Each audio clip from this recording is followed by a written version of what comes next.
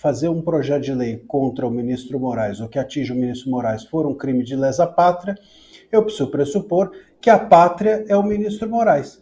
E acho que não é, né? Eu não sei, posso estar desatualizado, talvez eu precise ver as últimas notícias do dia, mas até onde eu sei, a pátria não é o ministro Moraes, nem o ministro Moraes é a pátria. O ministro Moraes é o ministro do STF, que é uma corte constitucional que existe dentro da pátria.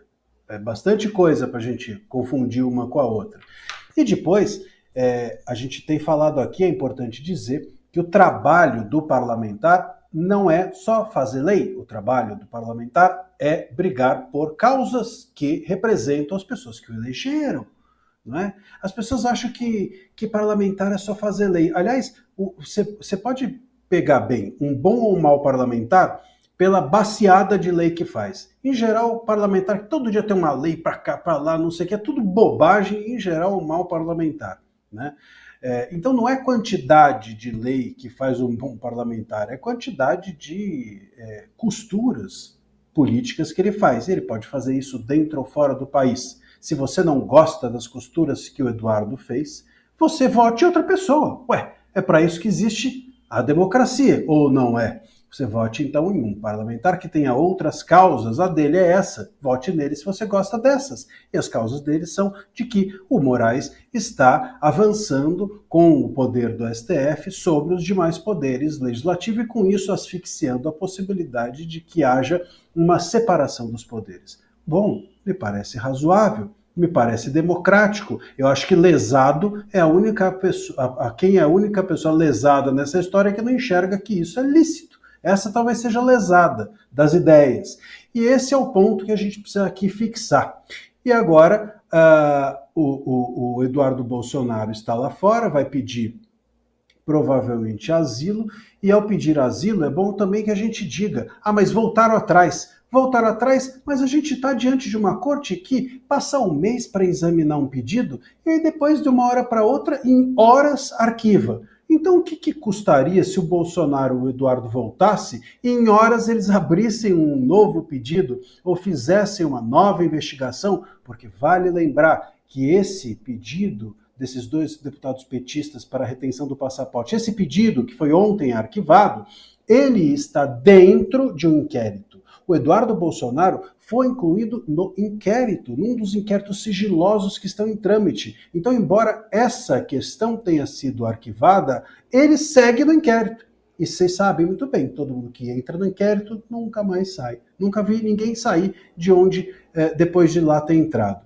Eu venho dizendo aqui, reiterando, que a própria Cruzoé, no caso que eu atuei, e o Mário Sabino, que foi um dos fundadores da revista, quando lá em 2019 esses inquéritos se iniciaram, até hoje eles não saíram do inquérito. Então, se não saiu quem começou o inquérito, imagina quem depois, no meio do caminho, entrou. É bom que a gente diga, portanto, se o Bolsonaro está dentro do inquérito, tudo pode acontecer com ele no momento em que ele pisar aqui em solo brasileiro.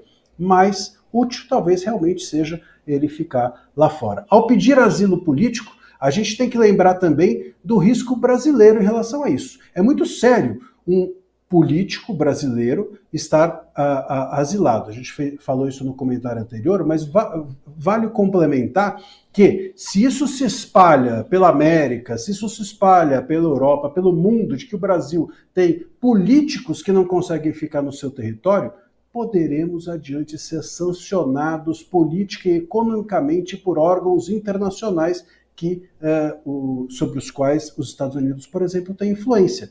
Né? Uma nação que tem políticos que precisam se asilar fora do país, óbvio que é uma nação não democrática.